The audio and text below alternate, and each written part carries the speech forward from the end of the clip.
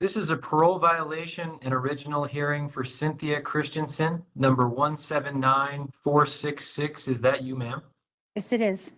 My name's Scott Manning. I'm a hearing officer with the Utah Board of Pardons and Parole, and I'll be conducting today's hearing.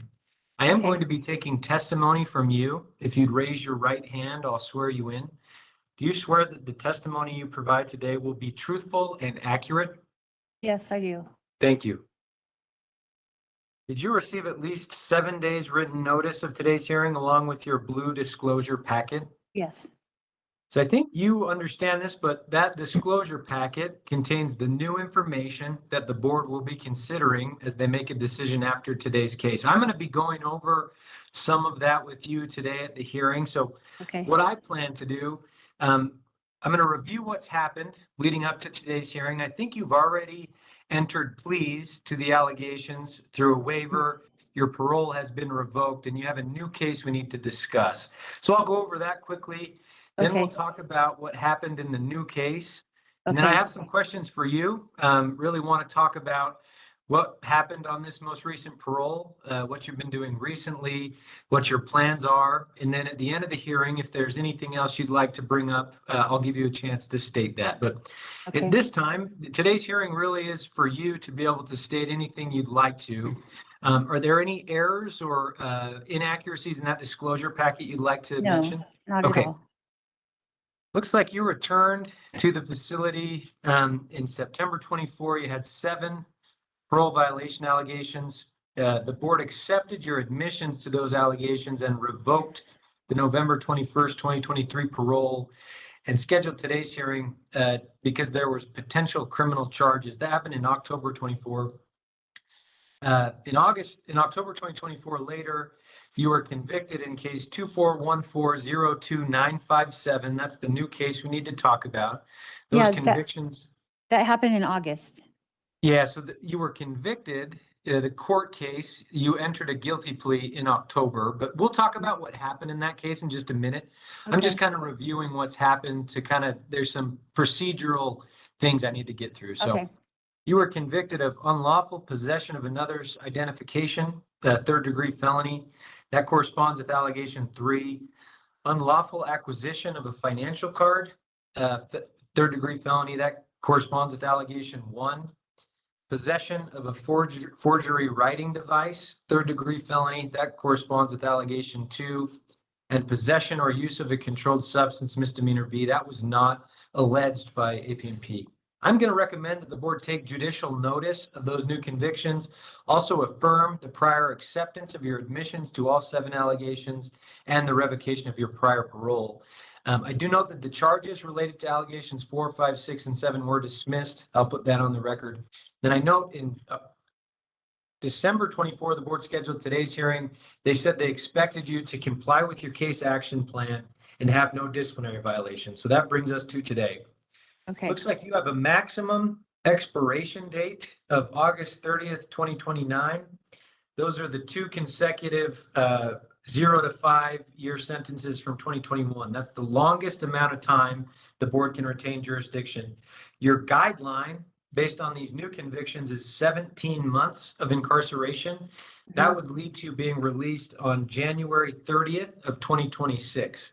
Now, the board is not bound by that guideline. They don't have to follow it. They can release you before that guideline or after that guideline date, and they'll consider your case as a whole after today's hearing to decide the appropriate timing of that. Okay, does that make sense? Yeah.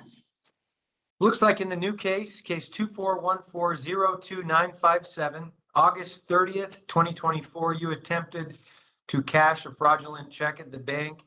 Officers responded. I think you attempted to leave. An officer blocked your vehicle as you attempted to leave. Inside the car, I think there was a stolen credit card that was noticed. There was a period of time, I think you gave a false name originally, eventually gave your real name and admitted to possessing forged documents. I think you told officers you'd been evicted and needed money. I think you said acquaintances gave you those documents and kind of told you you could keep 50% of the money if you cashed the forged check.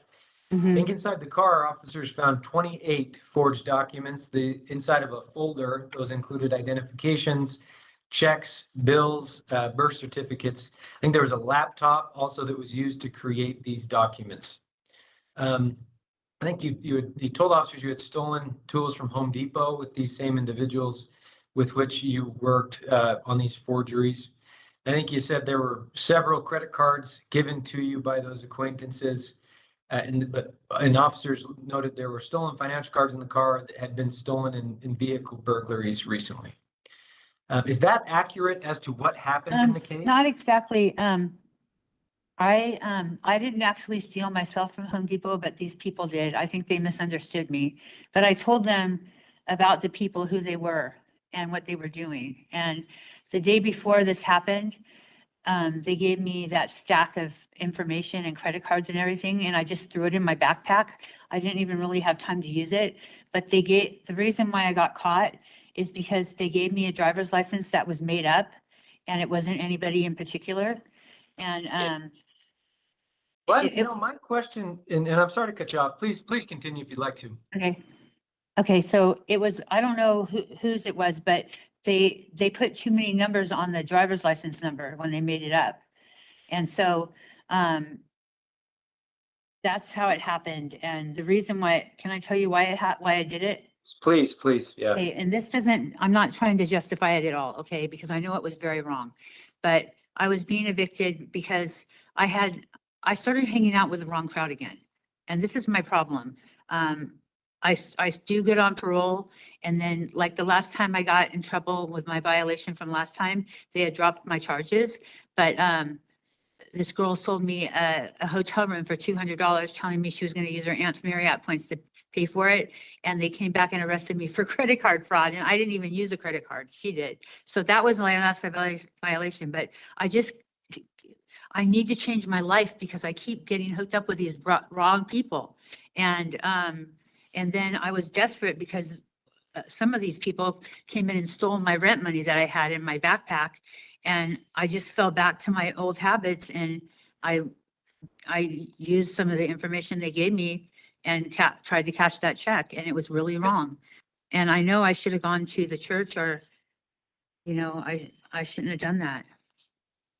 I'll note your comments. Thank you. You really, as you've talked, answered some of the questions that I had prepared. But as I was listening to your comments, it sounds like you view associates as maybe a risk factor for you. Yeah. It sounds like maybe not being on top of responsibilities every day that maybe leads back to these behaviors. Because Yeah. the reason I was going to ask about it, and frankly, however, as you were talking, I did note, I think personally, the first step in change is to look inside to what you can do, because I don't think anyone else took this forged check into the bank. No, it was me. And tried to cash it. I also don't think, on your first parole, I reviewed that parole.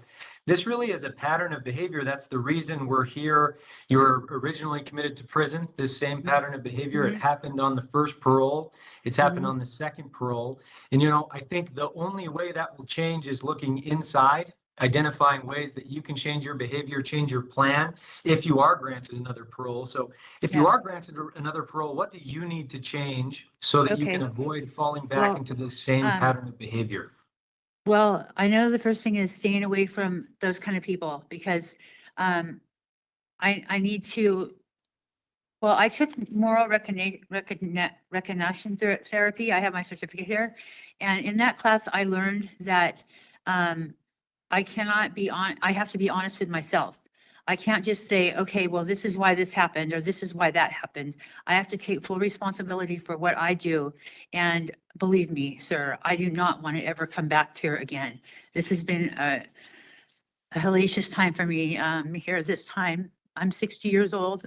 I have grandchildren now, and I just don't ever want to offend again. I don't want to reoffend. And I've learned, I've taken so many classes here while I've been here, and they've taught me so many things about myself, and that I had low self-esteem. That's why I hung out with these people. And that, I'm like a magnet for them, and I just need to say no. And so I've committed to going to Papillon's Sober Living where they have IOP, and that's a 6 to 9 month program. And I'm not only did I do that, but I took a couple rehabs before that, but they were only 30 days. So I've committed myself to a 6 to 9 month program so I can get stable on my feet. And I won't ever be tempted to do any money crimes again, because I do not want to live this lifestyle one more day. Not one more day. So it sounds like committing to, because it does, as I was reviewing and reading adult probation and parole's reports, I think you had a stable residence, but I don't, they were under the impression you did not have a job at this time. Did you Yeah, I have had job I had a parole? part-time job. I wasn't working What did you full-time do? because I got in 2 accidents in the last year and I hurt myself really bad. And I was expecting a settlement that month. And then my attorney called me and said, oh, we're gonna have to take him to court now. So it didn't come, and I should have been working full-time. I shouldn't have been waiting on a promise. You know what I'm saying? Yeah. I should have taken action before that and gone back into sales executive, which I had before. And That where you said that's at AutoZone is where you'd like to work? Is I'd that like to correct? work at AutoZone, yeah, as a commercial sales executive. And they hire felons. I've heard, I think you said that's been advertised on the tablet. Yeah, You've seen it, so that's maybe an Yes, idea. yes. Okay. And thank you. I read your written submissions about Papillon and then a sober living, so in Orem, your work plans. Thank you for submitting those prior to the hearing. It helps me come prepared. So thank you for doing that. Yeah. Some of the I- things you've said, I think it's important to have a plan. The conditions of parole are not designed to just be check boxes so you don't return. They're really designed to help you, right? Yeah. Maintain a job, be involved in something productive, have Mhm. open communication and honest communication with your agent. These are responsibilities under parole that if you sign that agreement, that's what you're agreeing to. And they're really designed to help you do the things that you've expressed are your goals today. So I'd encourage you, as you're taking these classes, it looks like, you completed MRT. I think you're participating in Defy Ventures. You're doing classes.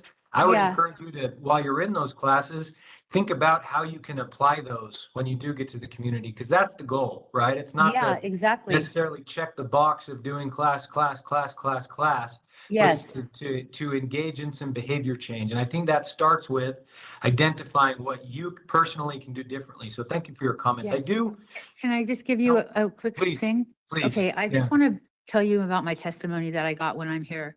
I've been going to church like 3 days a week too.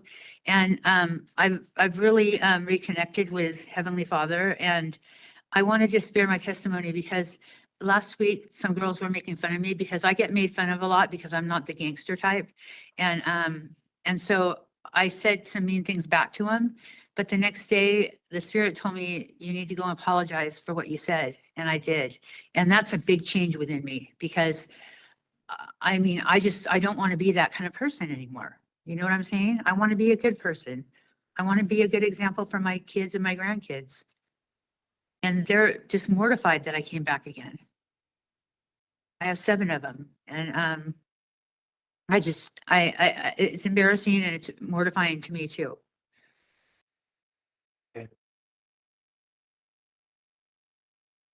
I do, because I know you have an extensive history of treatment and programming. You've done vocational programs, substance use treatment, education, life skills. So I think finding a way to apply those things in the community really needs to be the goal.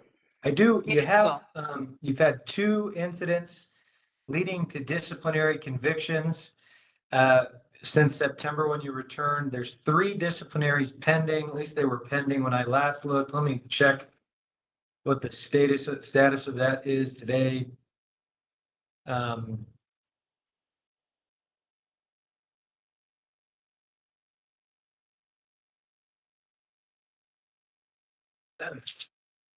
Yeah, all 3 still pending, but really all these write-ups, it seems, are for diverting your medication, which I think is your Suboxone, right? It's your medically Can I assisted tell you? treatment. There was one. Can I tell you why I did that? Yeah, excuse me, please. I'll Okay. give you a chance to do that. November 28th, 24, December 1st, 2024, purposefully concealing your Suboxone during pill line, diverting it in November, and then similar these pending issues. That I'm viewing that kind of an issue. What's going on with that? Okay, well, what's going on with that was when I was not in here and I was out there, I get Suboxone for pain. And I was in extreme pain at night because they only give it to you in the morning. So I was trying to save some for the nighttime so I could sleep because and not be in such extreme pain. And now since then, they put me on a different medication that I can have at night. And I will never have another write-up because I'm not in pain anymore. Good to hear the pain has been helped with something different. And I hope that's, because that's the appropriate, when you're dealing with issues like on parole, right? Reaching out to supervisors, creating a plan to address things in the proper way instead of getting around the rules where, you're telling me today it was for that pain issue, which may, very well be the case, but it could be other things. And you're inside a facility, which leads to other issues as well. So I hope that sets in and that you can avoid those moving forward. Obviously, disciplinaries, that type of a behavior can lead to if you're granted a parole, it being rescinded. Also other consequences with that really are just getting in the way of your goals for yourself. So we've gone over your written submissions. I think I got a pretty good idea of your past mental health diagnoses, medications.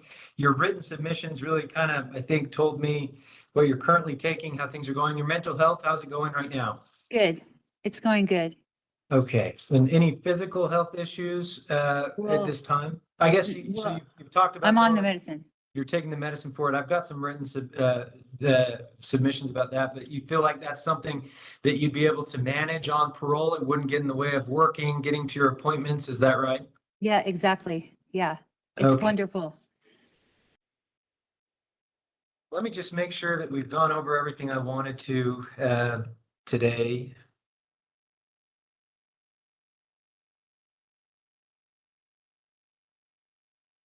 Okay. Yeah, those are the questions for me. We're just about out of time, but I do want to give you the final word. Anything else that you'd like the board to know? Yeah, just that I'm, since I'm going to Papillon and it's a 6 to 9 month program, I was just gonna ask the board, if maybe they could give me an earlier release to treatment because, I'm committed there. I have a bed there and, I'm committed to staying the whole time to get stable. Okay. Well, I will note that request for the board and they'll consider that as they're making a decision after today's hearing.